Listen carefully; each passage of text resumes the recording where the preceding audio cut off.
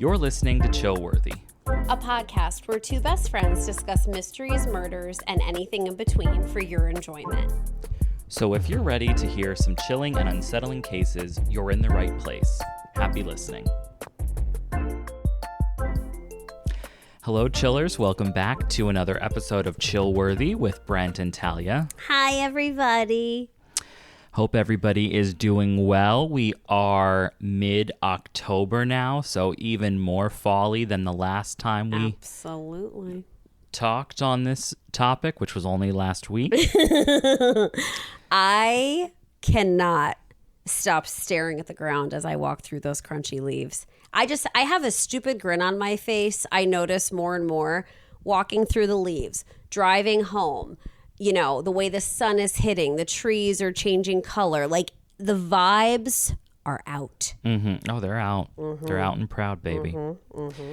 So, first and foremost, yeah, because I told her I would, so she will remain anonymous, but we have a fan, obviously. Yes. And I was with this person because we're coworkers. And we were out and about, and she pointed something out to me, and she was like, oh, well, you need to get this for Talia, which, you know, fine. So, this is very nice of whoever this is. Oh, it's very nice, yes. What a kind dear. So I told her I would give it to you while we were, you know, on air. Right. It's just something that I think you'll be excited about. How but freaking nice. I'm going to try to toss it over to you because I'm feeling too lazy to get up. Oh, I'm not going to catch it, so I'll probably be injured. Yeah, maybe I'll just give it to you. No, I'll give it to you, but joking. just close your eyes, please. I had to hide it before. Whoever this anonymous person is. Your eyes are closed? They are. An angel. You know? Hold on a sec. Oh. Scared me. Will I be Don't told? open them until I tell you, but here, reach out your hand. Will I be told privately who this is? Of course. Okay, thanks. Well, and how many coworkers of mine do you know that are a big fan? I know you know her. I'm just keeping her identity anonymous for her own, you know, comfort level, I suppose. Of course. I can tell it feels like a nice ground coffee bag. All right, you can open your eyes. Oh my God! Maple coffee. Maple coffee. Maple coffee. The very thing you said you can't find anywhere. Look at this. Naturally infused with maple flavor. Mm-hmm. There's nothing cozier than a cup of coffee on a crisp fall morning. Except, of course, a cup of coffee infused with natural maple flavor. Well, I guess I should have started off there when I... That came from Trader Joe's. I see that, and I'm so excited right now. Thank you both. Yes. It's such a bummer we don't have Trader Joe's here. Oh, I agree. Because they have the cutest... I mean, they had, pasta in the shape of pumpkins. They had tortilla chips shaped like nothing but fall leaves. I mean, we don't get that kind of shit. No, we don't. Our very good mutual friend that we share, I've only ever gone to Trader Joe's with her because that's what happens when we're out and about. And I love it every time. I feel like I'm on a movie set. I feel like it's just this, I don't even know what. I feel like the only thing that's slightly comparable, and I'm saying slightly, is what's that place? What is that store called? I want to say Fresh Foods. I'm not saying Whole Foods. Fresh Market? Yes. I feel like that's slightly comparable because they have niche things. Totally feels like a movie set in there too. Oh my God, I feel like I'm in Italy. I was going to say Manhattan, but tomato. Wait, real quick. I have to tell you. So I was with my mom yesterday and we're talking about the podcast and she said something and I don't know if Ashley made a joke or how this came up, but somehow the microphone and me holding it and how wonky I am with it came up and my mom goes, oh my gosh, is that why your voice goes so in and out sometimes and you sound like you left the room? Yes, Mom. Absolutely. You're correct. I said yes. And frankly, I shouldn't be excited about it. No, and frankly, I don't have the energy nor time to continue to fix it. No, so that's I need why like a keeper. it's like I have to. It's either you do it or you keep going in and out of the room. I will. And I will say, everybody, she has gotten better. I mean, in the beginning, it was really, really bad, really bad, and it took a long time to like even out the voices. I feel like the voices are a lot better now, but I mean, there are still times, like I said, where you definitely act like the microphone doesn't matter at all. I agree.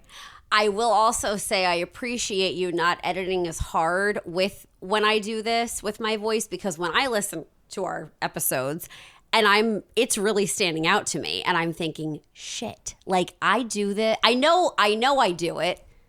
When you will make a face or like motion to me of like, get it back in front of my mouth. I know it's happening, but when I'm listening to the episode, like, God, that's happening a lot. Like, that's been eye-opening. You bet. And I thank you for that.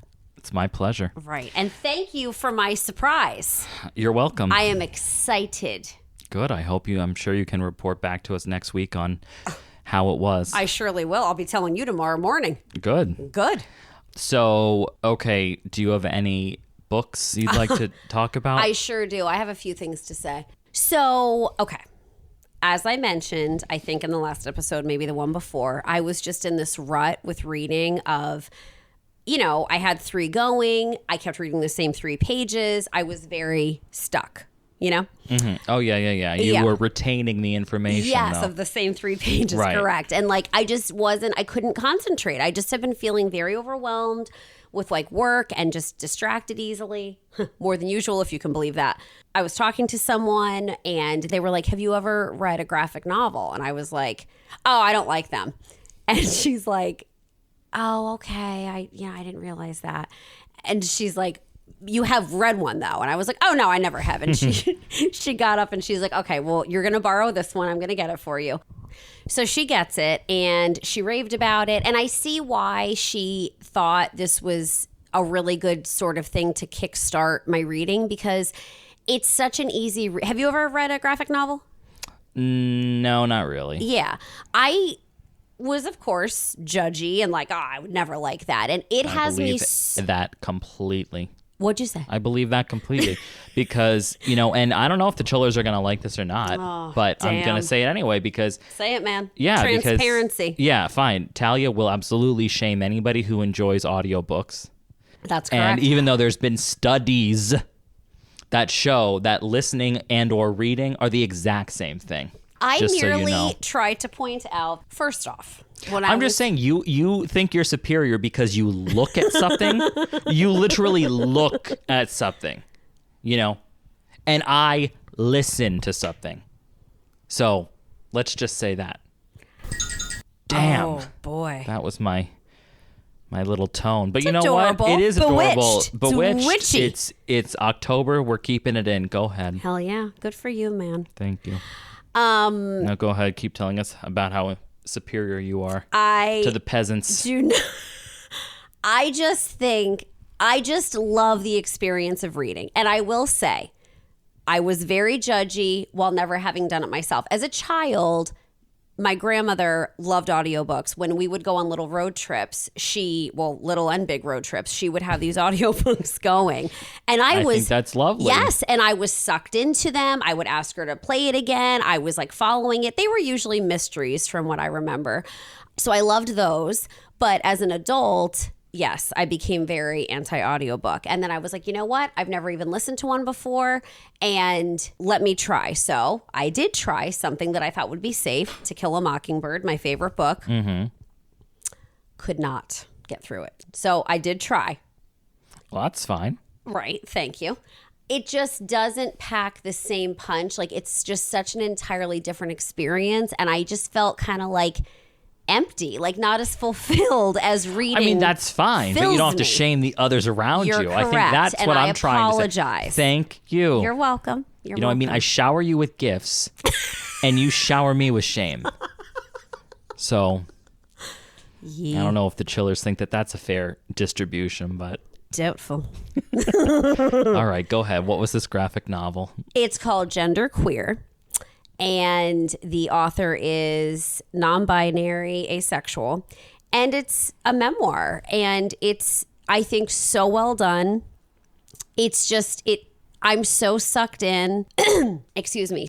But it helped to reignite I'm back in the reading game. Like it just ignited something. And then the other thing was, you do not know who this is, or you maybe know who this is, Glennon Doyle. Do you know who that is? She has a podcast. She I think. does. Yeah. She does. Her wife and her sister. Okay. And I have loved Glennon for years. She's a wonderful writer. I love her, and I love her wife, Abby. And Glennon she's written several memoirs. And in 2020, she came out with the most recent one called Untamed. So I was brushing my teeth while I was in this reading rut and just like, what am I doing? Like, what am I going to do? You know, what the heck is going on, basically? And it came to me, like, I remembered her book, which, I mean, I know about it. It's not like this, I don't know where it came from, but it just popped into my head. And I was like, I want to read that. Like, I want to read it again. Because when I originally read it, I like chapter hopped. I didn't read it from start to finish. Horrible. Well, it's a bunch of like sort of short story, not sort of.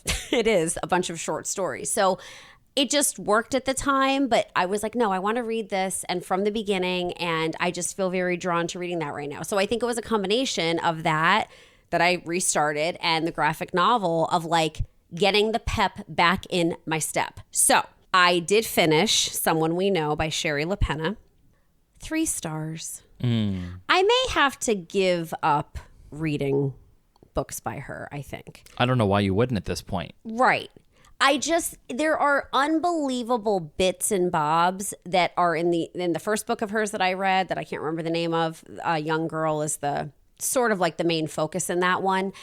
And then this one, I just feel like it's a little bit all over the map. It's a little bit unrealistic with how much is going on. And it's like, I don't know if we're still in realistic waters. Like but it's good writing. It definitely kept me on the edge of my seat, but I just was kind of And then the ending, So that happened. And then the London Seance Society, I had put a big a dent. Thank you. And now I'm a little over 30% in that, and it's fantastic, and I love it. That's the one, though, that I do not think you would really care for because it's like the historical fiction, right? That's all I got. Oh, wait, no, though. I didn't mention the author, and forgive me, I know I'm going to butcher the last name, and possibly the first name as well. So the author's first name, I believe the pronunciation is Maya, possibly Maya, and last name, I kind of just want to spell it because I don't want to do it an injustice.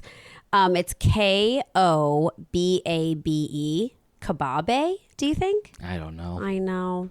So that is the author's name, and I strongly recommend it. All right. Well, thank you. You're welcome. All right. Today is my turn to do this isn't necessarily a case as much as it is a story of something that happened quite a long time ago. Sounds nice.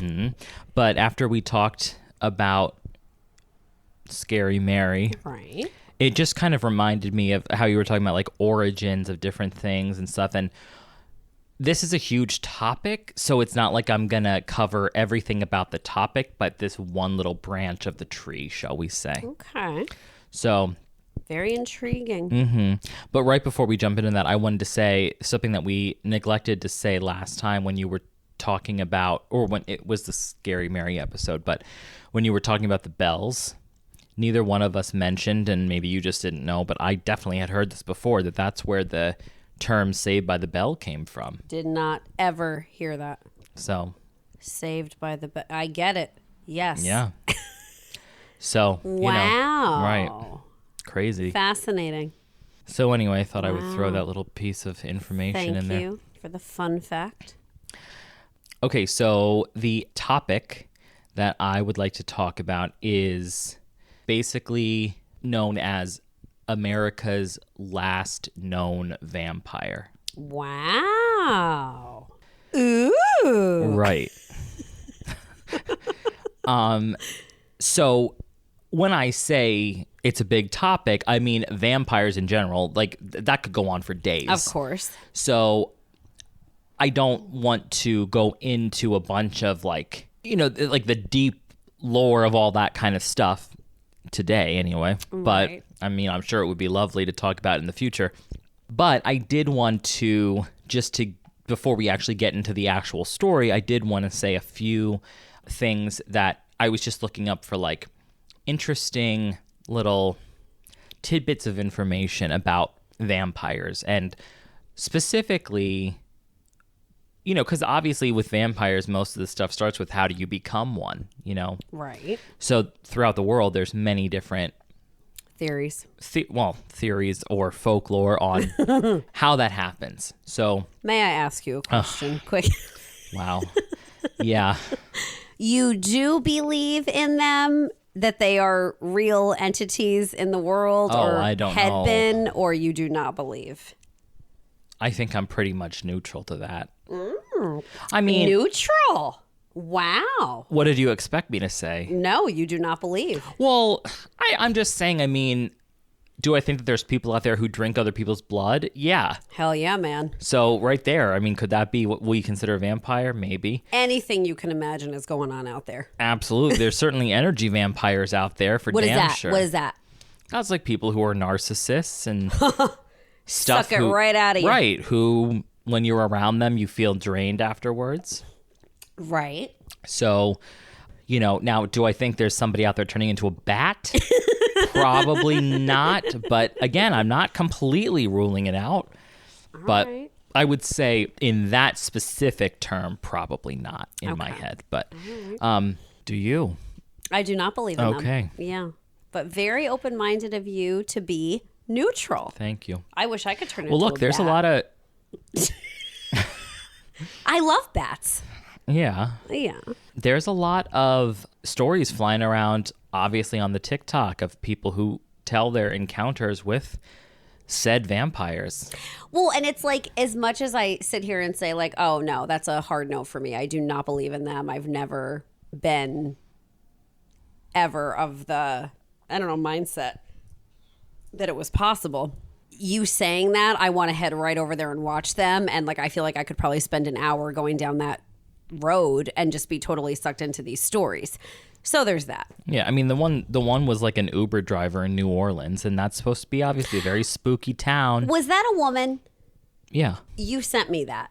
Oh, okay. I didn't even get through the whole thing. Because you were bored? It was just slow going. Fine. But I'm just saying, I mean, her telling her story of those like 3 men she picked up from a party and how she felt weird as soon as they got into the car, and and it's kind of just like, I don't know. Anyway. She seemed credible, I'll say. So she meant like their energy, getting in immediately, like she could just feel energy-wise. Yeah, but then she's also was saying like, now, although she has never forgotten the interaction with them, she's like, as hard as I try, can't remember what any of them looked like. Ooh, And I stuff like that. I don't know, but you would have known that had you cared Rooched. enough just to finish. Well, you know what? When I leave here, You're never going to find that. if I look up I thought you meant from vampire- our text messages. I was like, No, that's no, like no. thousands deep at this point. No. Right. If I look up vampire encounters, I mean, hers honestly did what I did watch and what I retained. She seemed credible. All right. I mean, what the hell does she have to lose telling that story? I don't You know what know. I'm saying? Right. And I think a cab driver, or I'm sorry, Uber, is totally in line with who would have those run-ins. In terms of Yeah. such a wide range of who you're meeting every night. Absolutely. Right. Right. The common man isn't just picking up people on the street. It's people who are Uber drivers. You don't go out to the store and then say to Ashley, oh, yeah, and I dropped Charlie and Chuck off. Charlie and Chuck. Anyway, Yeah. okay. So anyway, just a couple of these, and by couple I mean like 10 examples of like throughout the world how different people can become vampires.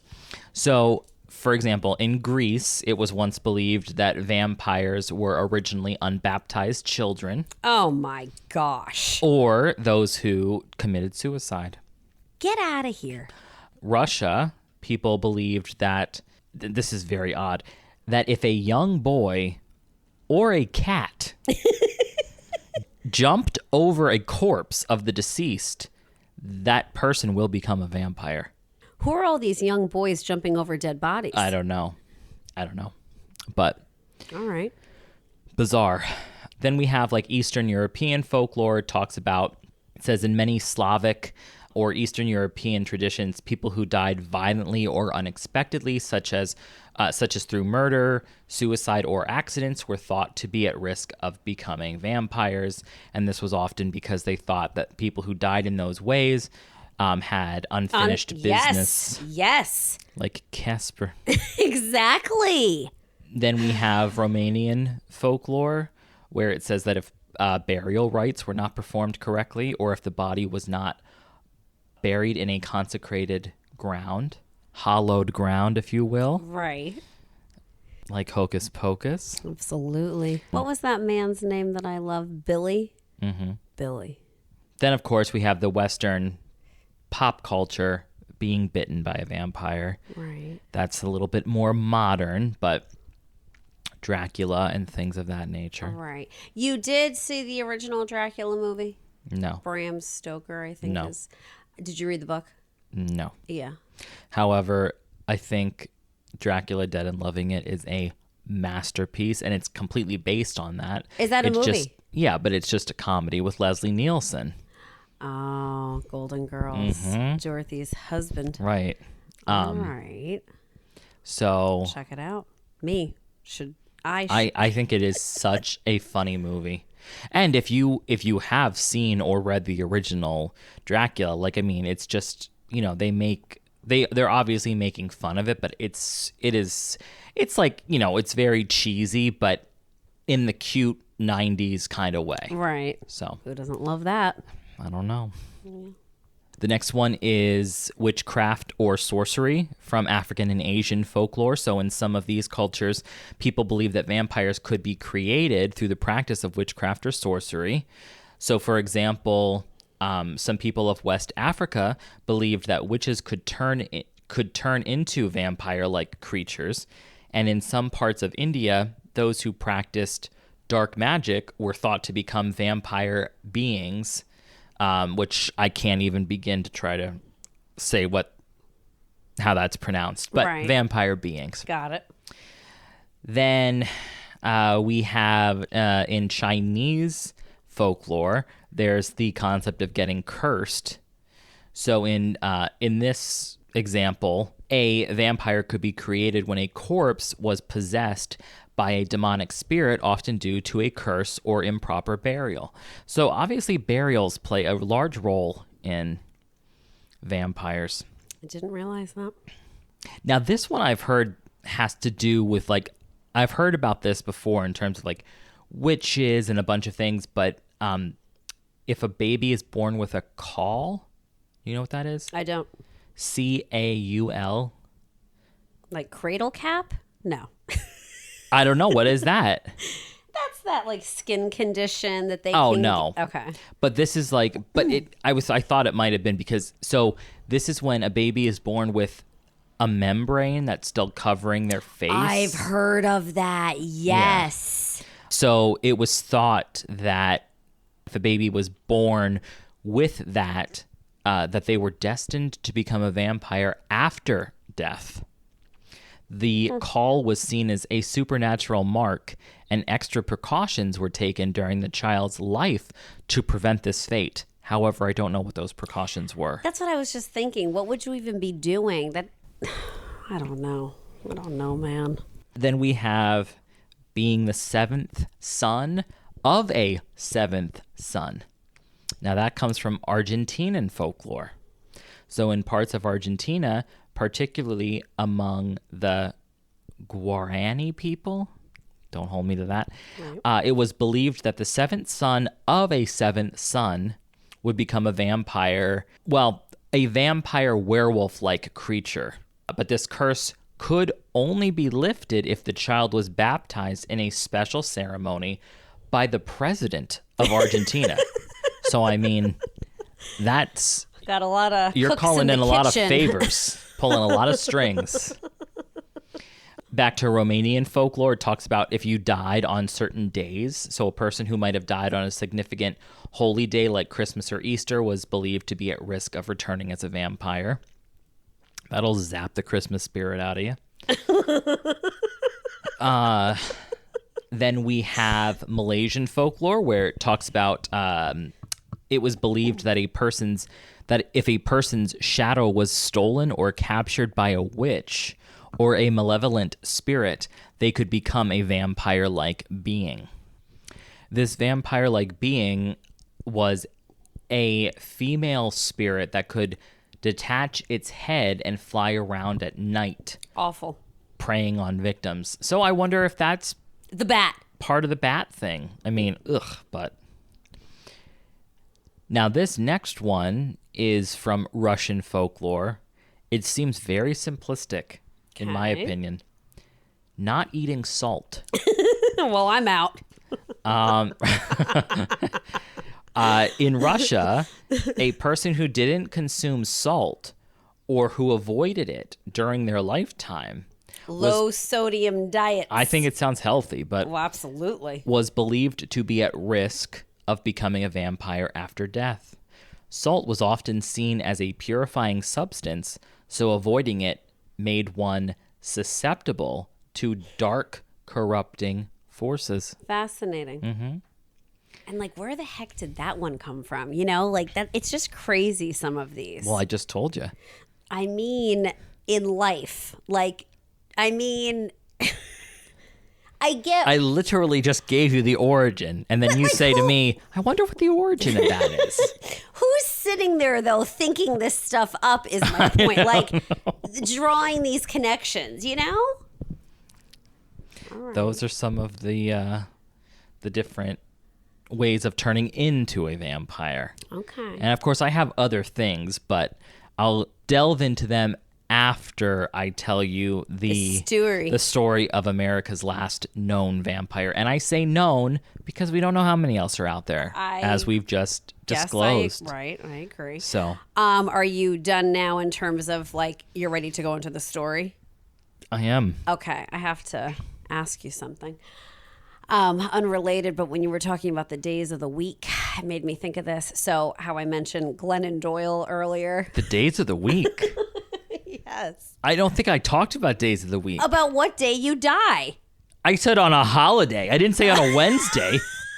I said Christmas or Easter or a Saturday. Then maybe it was something else you said that made me think of this. I mean, a week ago I thought of this that I wanted to ask you. What is it?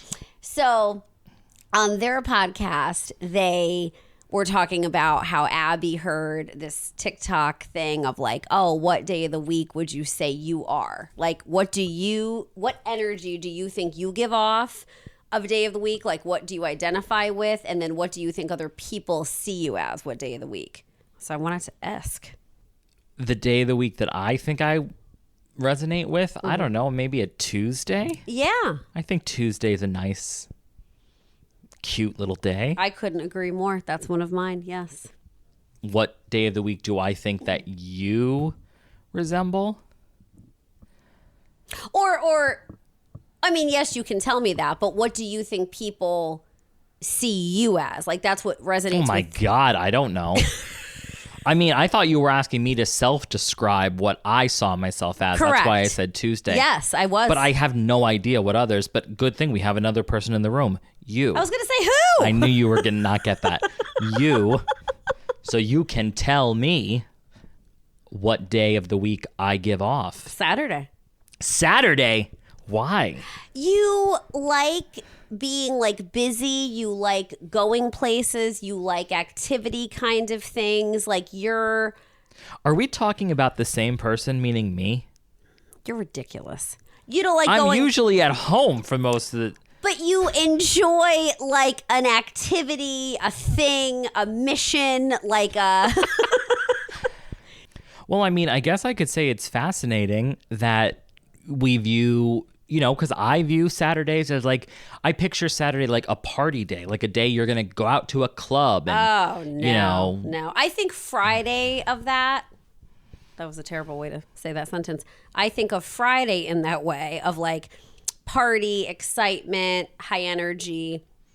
Saturday, definitely don't associate Fascinating. with Now, what do you consider yourself? I don't know. I have always disliked Wednesdays and Thursdays. I take that back. In college, I did like Thursdays because it was Thirsty Thursday. And we'd go to the club and drinks were cheapo. And then you would duct tape bottles to your hands and not wipe yourself. I didn't play the game. I didn't think I could hang. Go ahead. But like now, currently, I'm not a Wednesday, Thursday fan. I think Tuesday. Okay, but do you understand? We're not asking what days you like. We're asking what day do you think you. This is literally your question, and I'm clarifying it for you. Yeah, I think I resonate with Mondays. I like them. I'm excited. But you're still not getting it. I thought it was what day do you feel like you represent, not what day do you Monday, like. I think. Fine. No. Maybe I'll say Tuesday. Because Monday I feel like has a bit of a focus to it, which I don't have. At work, I kind of have it. I mean, at work, I think I do have it. But Tuesday, I think, is highly underrated. I think Tuesday, like how you described it, it's a delightful day. It is a delightful day. Not the end of the week. We're not Certainly midweek. not. We're not midweek yet. I think it's just nice as it is. Fine. Well, I definitely see you as a Friday. I was going to say the same thing. I think I give off Friday energy. You exude Friday energy. Yes, but I don't. Chaotic, happy. I'm not saying this in a bad way. It's just lots of high energy. Yeah. Kind of like, what's going to happen? Where am I going? Who's going to see me? Who'd you meet? Who'd you see? What'd you do? What's that from? Sex in the City. Who'd you see? Yes, she says it to Aiden. He says it to her. Okay. But so yeah. Yeah, that was my question. Thank you for playing the game. I mean, it was a nice... Different. It wasn't. Do you know what day of the week you were born?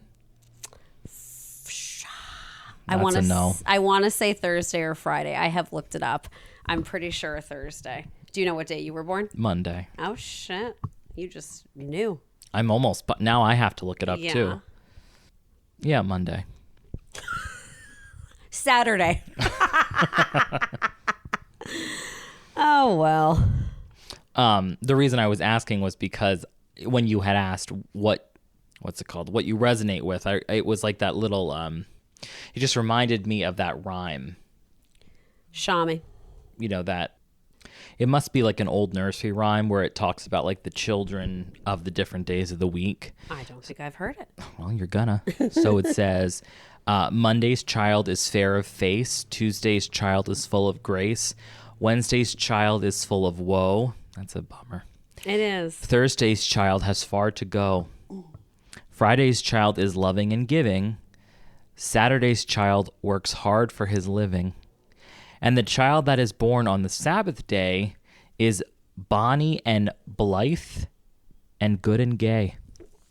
Alrighty. So I guess we should have all been born on Sunday. I don't mind fair of face by any means. But, you know. I didn't really like any of them. You just made loving and giving. Yeah, that's what a horrible one. It's just a generalization. It's a nursery rhyme. I never liked nursery rhymes. Did you? I loved anything that rhymes. Yeah. Because they're like spells. Yeah, true. Yeah, all right. Anyway, I guess we should get into this story. Absolutely. Sorry for the detour. All right.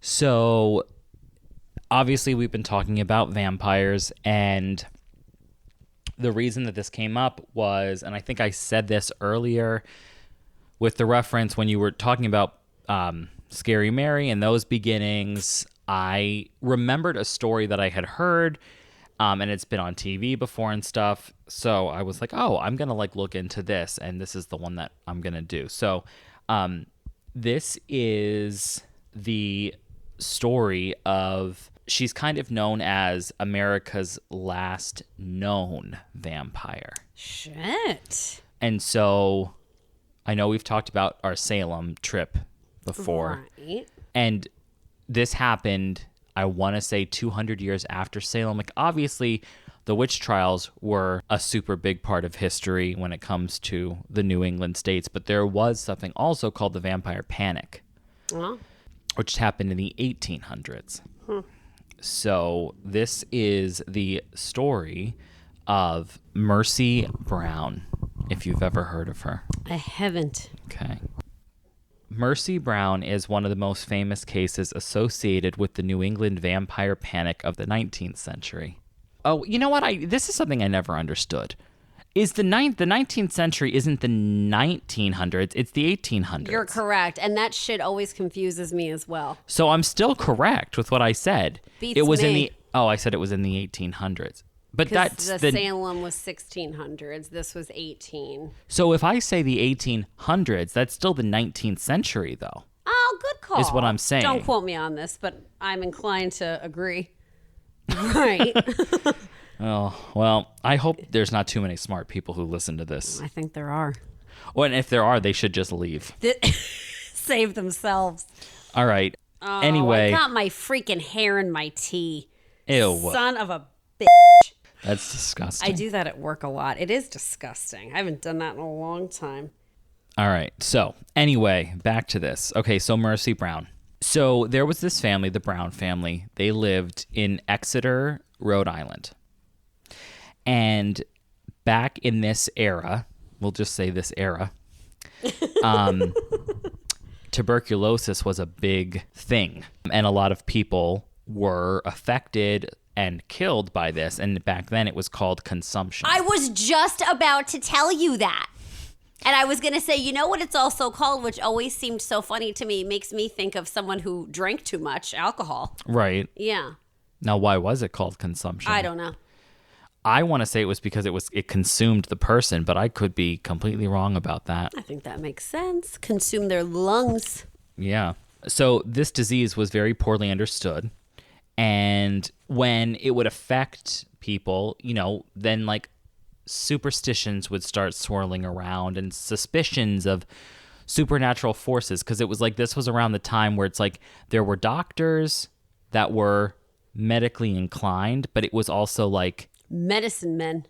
Well, no, it was, but I'm trying to I feel like, you could say, oh, my neighbor has strep throat, or my neighbor got cursed.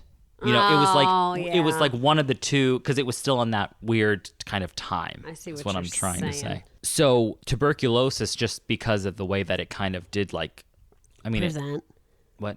Present. Yes. Just kind of like drain the life out of you. It looked kind of otherworldly, the way that somebody would like pass away from it, I guess. So in terms of the Brown family specifically, so George and Mary Brown were farmers, and in 1883, their eldest daughter, Mary Olive Brown, died of tuberculosis at age 20. And then 2 years later, George's wife, Mary Brown, also died of tuberculosis. So George still had some children, and the next child that started to get sick was his son, whose name was Edwin. Of tuberculosis. Yes. Okay. All of this was the same illness. Okay. So his son started to get sick, and I believe, and what's weird about this is, this isn't just like a folk tale. I mean, these people did exist. Like, you can still visit their graves and stuff. Mm-hmm. But there was so much contradicting timelines of things. Like some people are talking about like one child died before the wife, and other stories are saying the wife died before the child, and like whatever. So, but when Edwin got sick, the father sold off some of his either crops or cattle or both, so that, and maybe you know this, do you know where people back then used to go because it was rumored that it would make them better? It was a state that they would go to. Colorado. Huh. What was happening there? They would talk about how the fresh mountain air would hell yeah combat the disease or whatever. Mm-hmm. Mm-hmm. So the father sent Edwin to Colorado. And from some reports, he did start to feel better out there. And I think he stayed out there for pretty long, like months to maybe like a year. And recovered, made full recovery. No, but just started to feel better. Like, wasn't continuing to go south. Right. You know what I mean? But while he was gone, one of the other Brown children, Mercy Brown, also got sick, and her disease happened quick, and she ended up dying. Before Edwin even came home. Yes. So she died. Edwin eventually does come back home, and he is home for not very long before he starts getting sick again. Oh my gosh, the tragedy in this family. Right, yes. It was this family is marked with tragedy. Why? I would never leave Colorado. I'll tell you that. I agree. I'd be setting up shop right there. Couldn't blast you out of there. No, absolutely not. Give me a little wooden cabin and some sheep, and that's where I'll be. So anyway, right. He's back home. So unfortunately his sister died and he wasn't there. As I said, Mercy did eventually die from tuberculosis on January 17th, 1892, at the age of 19. And after this death, because now we're at 3, and one's pretty sick, we had the eldest daughter, the mom, Mercy, yes, now Mary Olive. Yes, and Edwin, who's hanging on sick. by a thread. Right. So after she dies, the villagers are kind of like, what's going on here? Mm-hmm. Like, they're not very happy with this situation. They're kind of like thinking, is something... Like they're cursed. Something like that, yeah. Yes. So they become convinced that one of the deceased members of the Brown family was indeed a vampire, because as I said, this was at the tail end of the vampire panic. Era. Sure. Now, after I tell this story, I will go into a little bit of what the vampire panic was. Okay. But I didn't know which one to do first, so I picked the actual event. Good choice. Yeah. Yeah. So they are convinced that one of these family members is a vampire. And even in this era, they're thinking, meaning somebody is rising from the grave to sort of like not necessarily drink somebody's blood, but kind of just, they were describing it like suck the life, sort of like hocus pocus, I guess, out of the living. Thackeray's sister. Poor Emily Binks. Yeah. And what interesting about this is that the way the vampires were seen in this time period was that when they would rise, they didn't just go after anybody. It's not like a zombie on The Walking Dead where it's like they don't give a shit who they're going after. Specifically back then, these vampires would target family members first. Oh.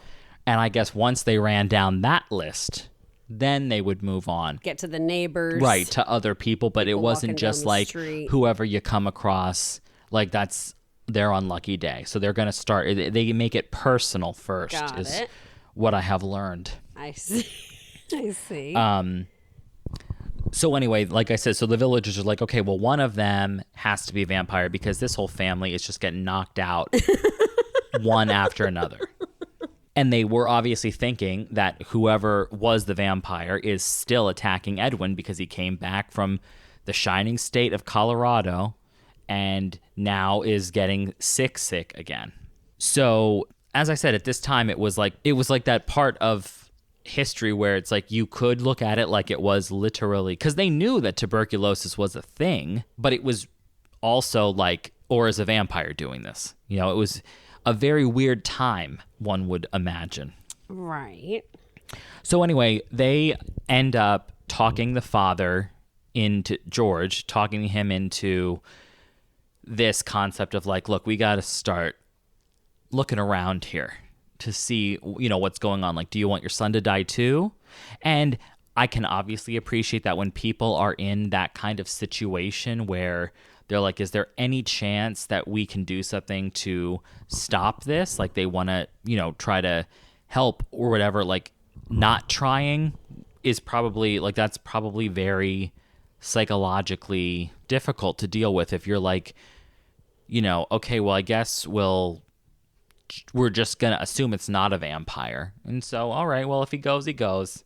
It's like they're saying it could be, and they're telling this father, and his son is like on death's door at this point.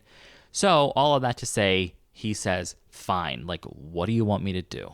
Now, I will note that there is also a doctor involved in this story who's like, it's not a vampire. It's TB, you Right. imbeciles. But again, it was a different time. Right. So what they have to do now is they go to the graveyard and they are going to exhume all of these bodies, the 3 bodies. Mary, and Mercy. Yes. And they are going to look for signs that they are not as dead as one believes them to be. Oh, I thought you were going to say as if like proof that a vampire killed them. No, because they're thinking it's one of them that's the vampire. Is the vampire. Yeah. Yes. So on March 17th, 1892. Right.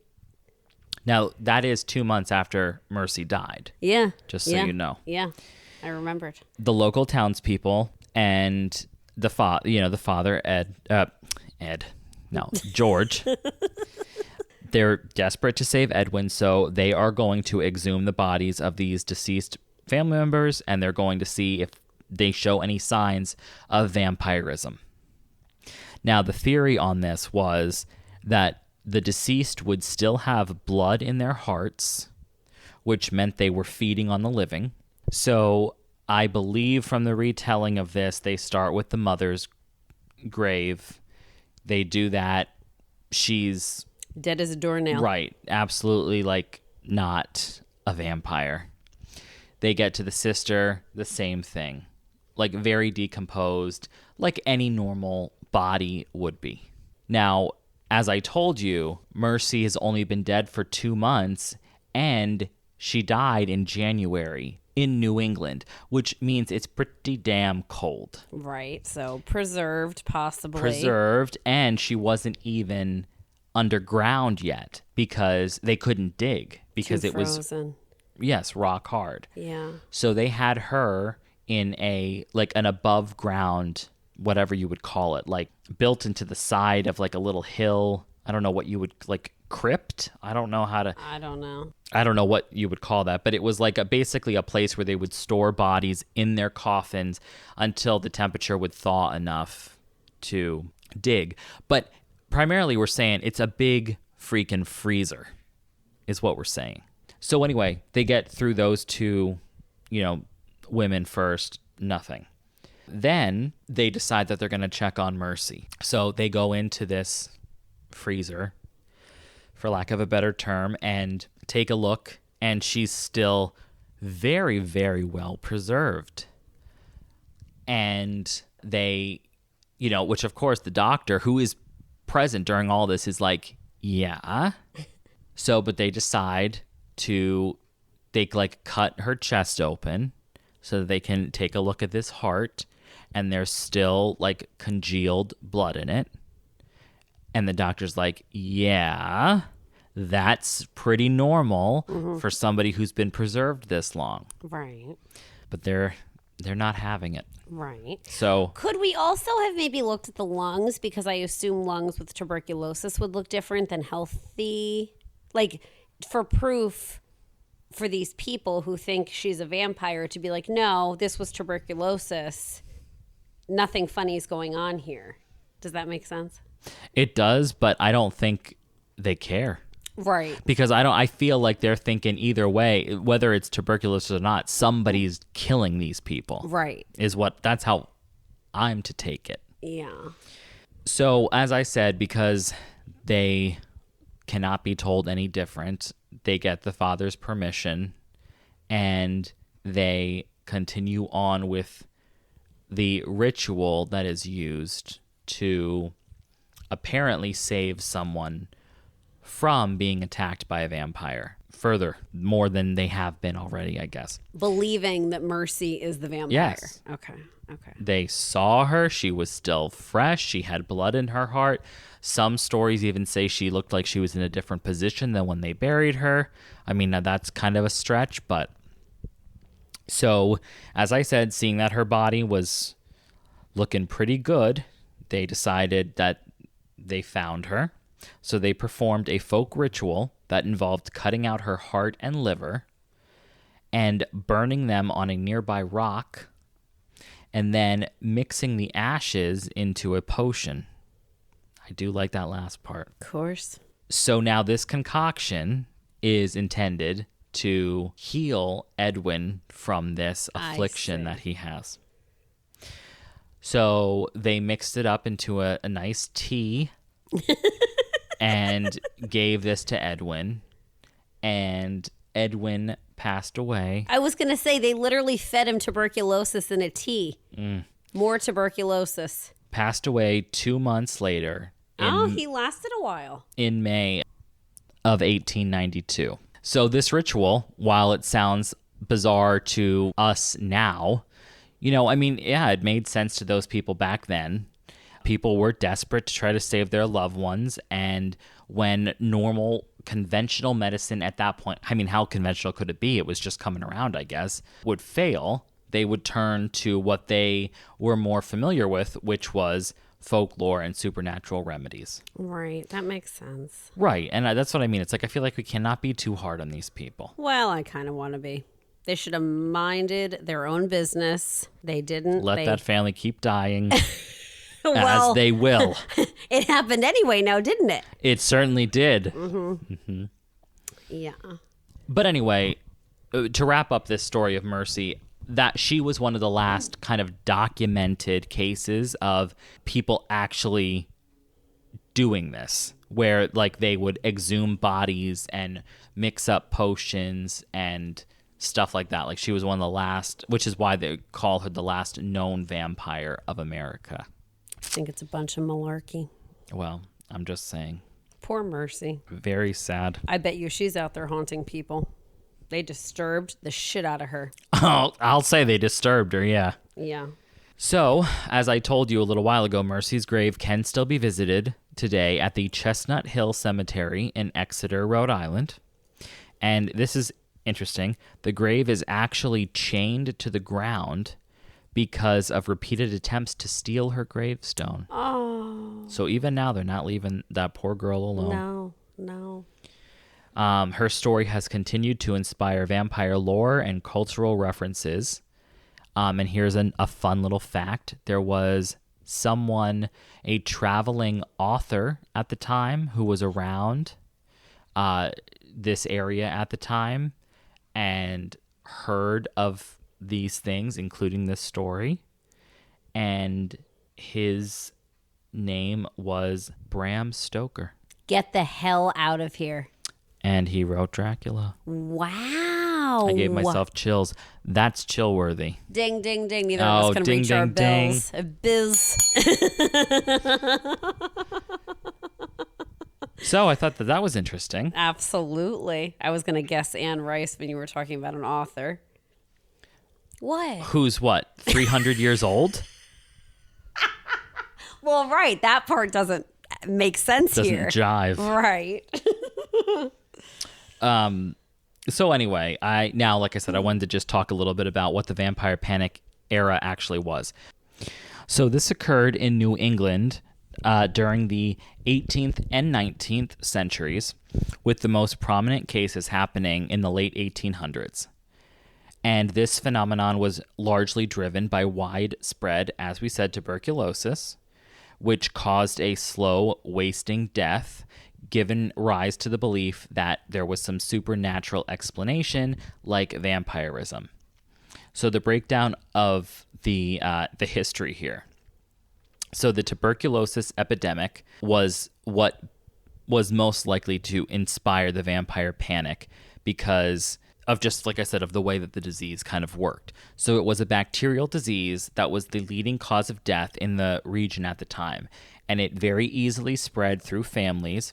And when multiple members of a household died over a short period of time, it led people to start thinking that they were being preyed upon by the undead. The disease that the symptoms had... No. The symptoms that the disease There you had. go. Yeah. Resembled the folklore idea of what a vampire victim would look like pale, emancipated, coughing up blood, those types of things. Many New England settlers were of European descent, and so they brought over this folklore with them from places like Germany, Romania, and England, where vampire legends were very prevalent. And like I said, I did not go into any of those, but I would like to do so in a future episode. It sounds very nice. Like the old vampire legends, not just the old ones.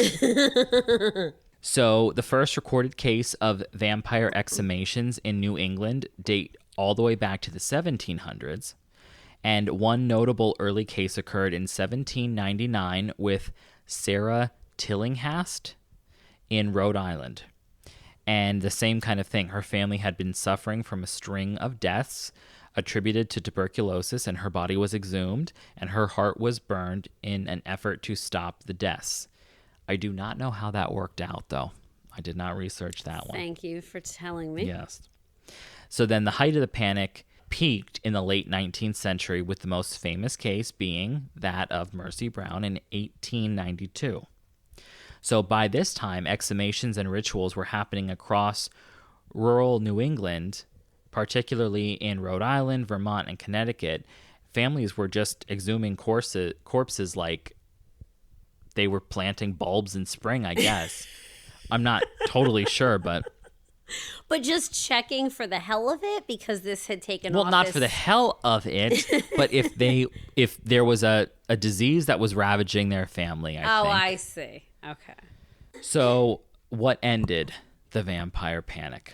So the panic eventually faded as scientific understanding of tuberculosis improved towards the end of the 19th century. Doctors began to understand the true cause of tuberculosis, which led to the disease being treated as a medical issue rather than a supernatural one. By the early 20th century, public health campaigns and medical interventions replaced the folklore-driven exhumation rituals, as they were called.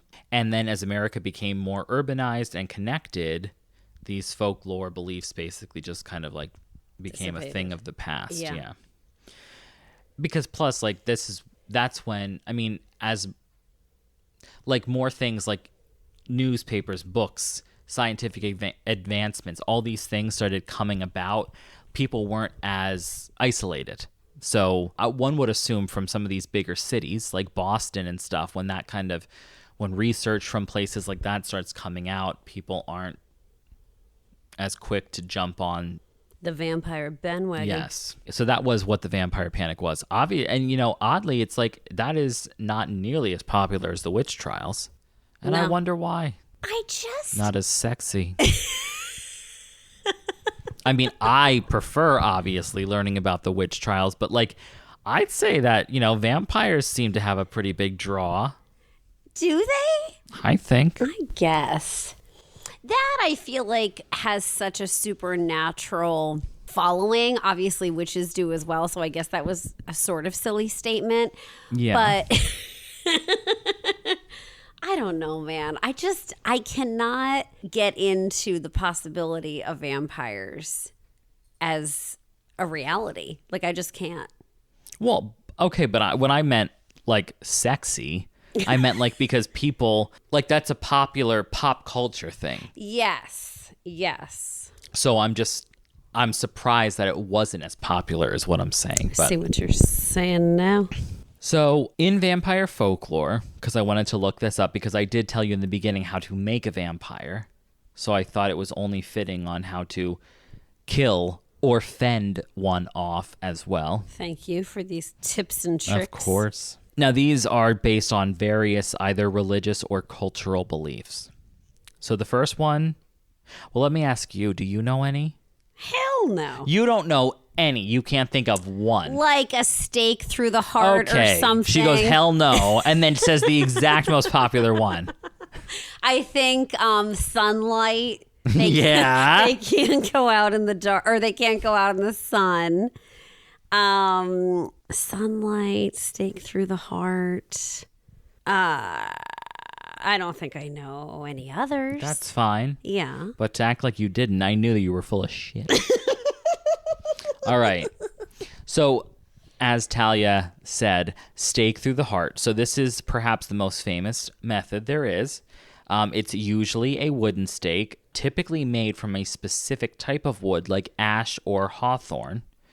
And the wood varies by region because it's usually chosen by if it has like a religious significance. So maybe like oak isn't religious in one area, but in another area it has some type of significance to that specific, I don't know, like area / religion. Yeah.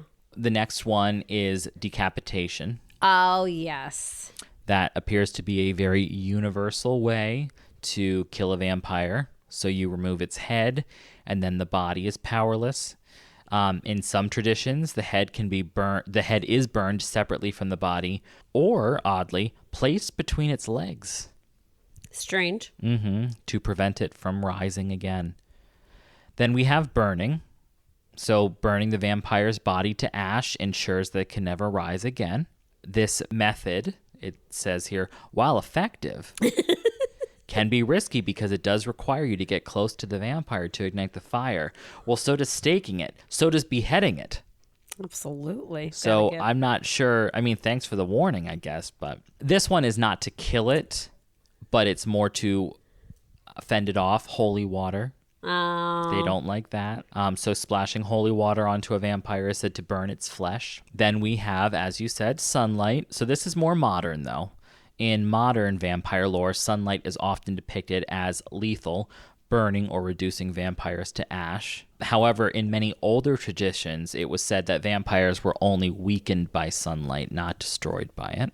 Then we have silver, which is a very common element in vampire killing methods. Silver is said to be pure and effective against vampires, so you would use something like a silver bullet, stakes, or even colloidal silver, which we both enjoy. Yes. Injections could be used to kill them. Jeez Louise.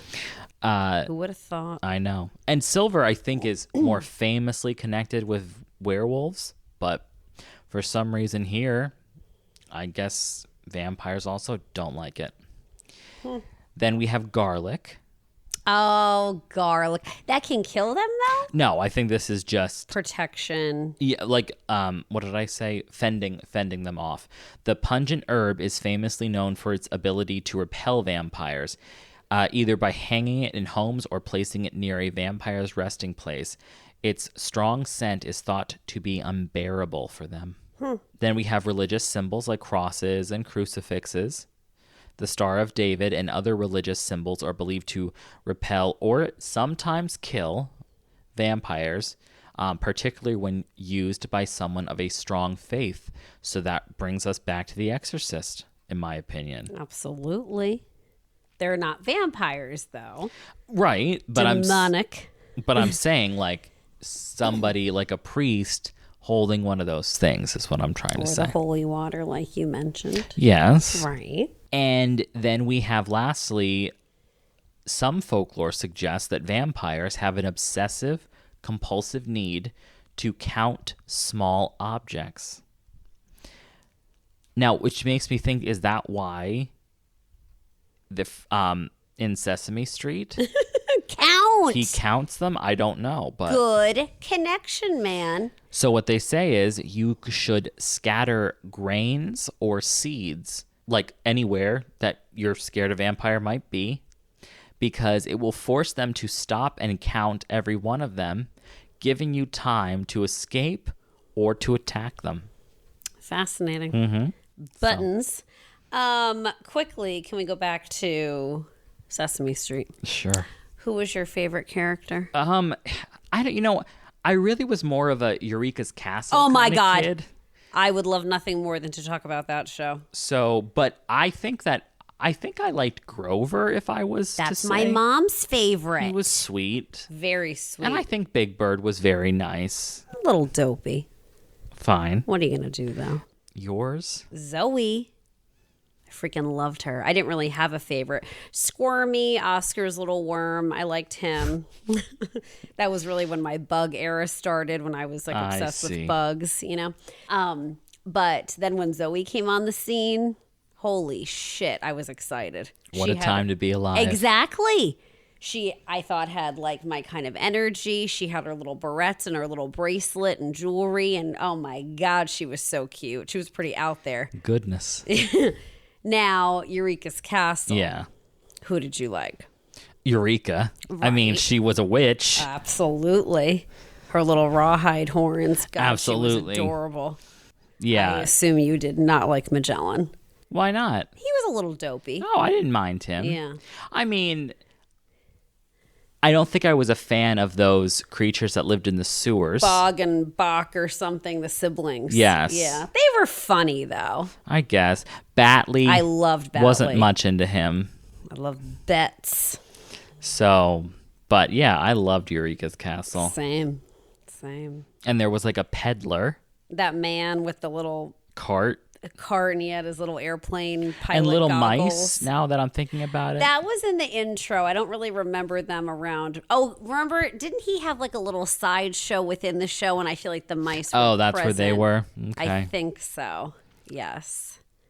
So, yeah, it always kind of like weirded me out slightly that they were like in a music box. Oh, yeah, it was definitely You weird. know, like when that big giant would come, and I was like, because then I'm like, well, what's the Giants world all about?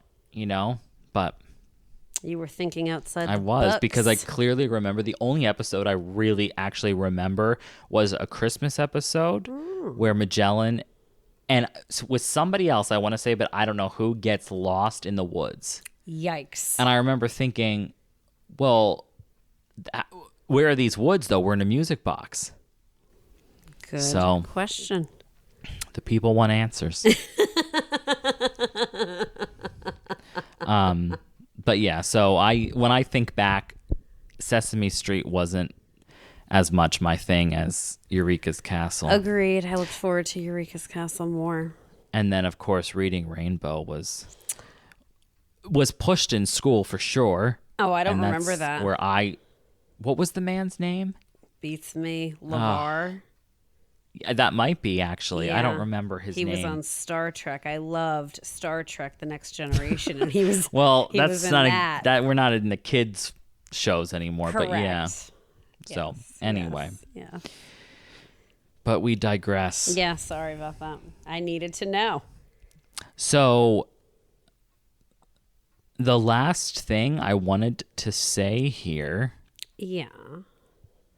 was just I wanted to look up a few lesser commonly thought of, just like lesser known superstitions about vampires, basically. Because obviously, stake through the heart, even you know that. You know what I mean? Even I know. Yeah. So the counting obsession we just talked about.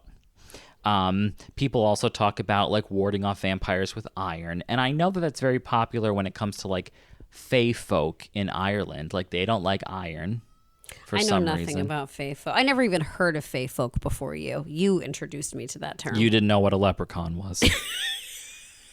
Oh, well, yes, I did, but I'd never even heard of fae folk until I met you. And then I learned about these things called leprechauns. until this literal moment, I didn't know a leprechaun was considered fae folk. Till this literal moment. Yes, like banshees, leprechauns, fairies, all of the Irish superstitions are like the fae folk. Yeah. Are you Irish? Yes. Are you? Yeah. Irish and German. Yeah. That's it. I'm sure there's more, but right. Those are your two I think maybe a primary. little English. Right. So then we have something which is vampires have fear of thresholds, which makes sense because vampires are supposed to not be able to enter your house without your permission. I didn't know that. What? Never, ever heard that This is before. embarrassing. They've never been my thing. I thought you were going to say they've never come to my house. I'm too busy in the bathroom mirror. Ugh. But that's why people say, you actually shouldn't have a welcome mat that says welcome. Shit. You can say howdy or, happy fall, y'all. Or any of those things. But technically welcome is because it's like you're welcoming in whatever indiscriminately. That's the word I was looking for about 25 minutes ago. Yeah, sorry about that. I couldn't help you. Real quick on doormats. Ashley just found one, and we are absolutely getting it for Christmas. It says, get your ugly yellow keister. Get your ugly yellow keister, right? Off my property. Something like that. I don't know the exact words, but clearly I don't either. Yeah, but From Home Alone. Yes, right. Home Alone. Right. But speaking of that scene in Home Alone 2, which, like I said, is still my favorite. Right. You've always preferred it. Right, I have. When he's watching it in the hotel room. Right. And it's the one with the girl now. Yeah. And, he's like saying that she's cheating on him or whatever. And he's saying, like, you've been smooching with my brother, whatever, Shorty, and, little Neil with the gimp and all those things. Right. I don't remember the exact wording, but when she says, no, I only have eyes for you, and he goes, call me crazy, but I believe ya. So sometimes when Marmalade is looking at me like she has to pee, because I don't always believe her, but sometimes when I'm letting her out, I'll be like, all right, do you want to go pee? And, then I give her voice, and then I'm like, all right, well, call me crazy, but I believe you. And then we go out. And it's not always the case, but. Of course. Sometimes she calls your bluff. Absolutely. Yeah. Okay. Oh my God. So to finish this list quickly. Yeah. Okay. Fear of the threshold. And I did try to understand why, what's the origin of like fear of thresholds or whatever. And from what I saw, it was basically like in this superstitions and folklore, people wanted to give themselves some type of control, like because vampires were so scary, powerful to like begin with. Rules. I don't know about that. But more just like they are these really powerful, scary beings. And so people wanted to come up with a couple of ways like that they were still in control. And one of those things is like, oh, well, vampires don't like to come in people's houses unless they're invited. So like if you are a good girl and you don't invite people into the house, you'll be safe. That type of thing. I think you'd love it. Well, it sounds a little convenient, like a little too good to be true. Oh, they don't like to do this, actually. So as long as you don't invite them, you're safe. Get the hell out of here. This is what I'm trying to say. They had to come up with some ways to make themselves feel better. Right. I think it's BS. Like when you lock the door. All right. Now, this one was very interesting. In Romania, it was believed that wearing your clothes inside out could confuse and repel a vampire because it thought it would disorient the creature. So, I think that that's interesting. I think they're a little too smart for that. I mean, I don't think that's going to confuse anyone,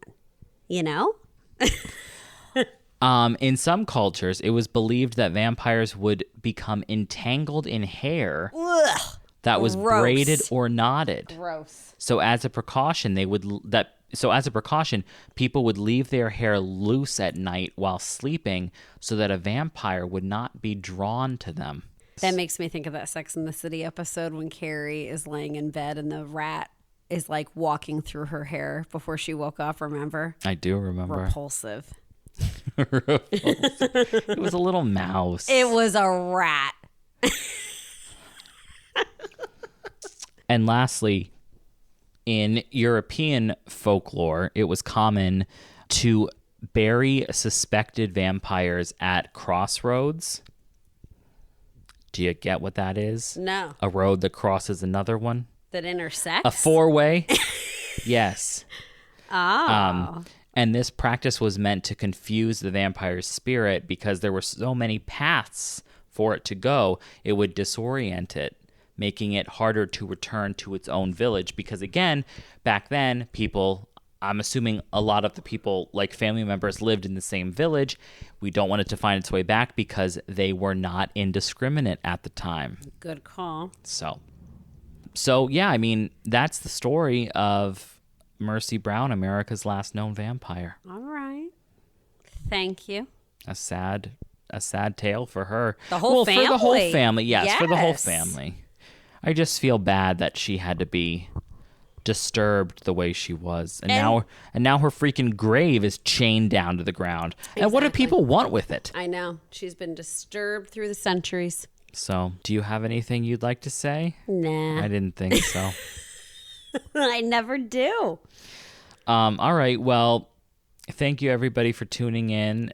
This episode this episode will still drop in October, so it's very poignant, as they say. I think that works. Yeah, for the season, Right. the month. Right. So I hope you all have lovely fall days ahead of you. Except, we have people who listen now all over the world, if you can believe it. I find it hard to believe. I do as well. It's so But crazy. the analytics don't lie, baby. The statistics. Oh my God, I forgot. We can officially say that we, as of yesterday, have 500 followers on Instagram. Heck yeah. That's insane. So, very happy to report that. Thank you all for listening and just bearing with us and just for everything. It seems like literally just yesterday you were like, thank you 5 to 7 listeners. I know. And here we are. 5 to 500.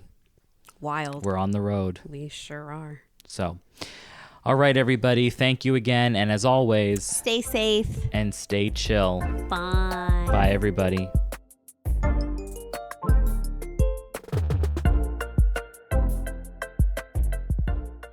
You've just listened to Chillworthy. Thank you for joining us on this latest episode.